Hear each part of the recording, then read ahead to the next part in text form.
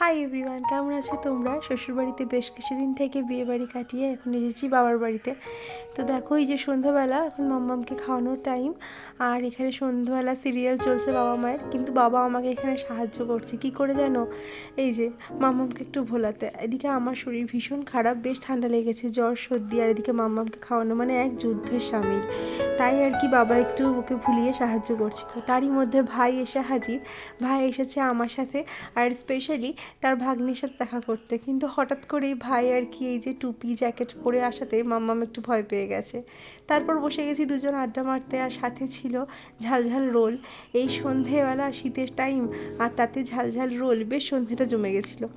তারপর খাওয়া দাওয়া সেরে এই যে দেখো এখন মামার কোলে কোলে আমার মহারানীটি ঘুরে বেড়াচ্ছে। এখন তার কোনো কান্না নেই, 5-10 মিনিট সময় লেগেছিলো আর কি নর্মাল হতে, তারপর আর ভয় পাইনি।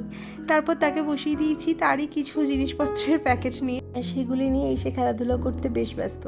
অনেকক্ষণ খেলাধুলা হয়ে যাওয়ার পর এই যে ক্লান্ত হয়ে আমার মহারানীটি এখন ঘুমিয়ে গেছে। কি শান্তই না এখন, তাই না? তারপরে আমার আবার মন গেল একটু গরম গরম পরোটা খেতে, তাই মাকে বললাম, মা একটু গরম গরম পরোটা বানিয়ে দাও, আমার খুব খেতে মন করছে। তো যাই হোক, দেখো এখানে মা গরম গরম পরোটা বানাচ্ছে আমার জন্য। তাহলে চলো এবার ডিনারটা সেরে নিই। আজকের মতো এই পর্যন্ত, দেখা হচ্ছে একটি অন্য ভিডিওতে। টাটা।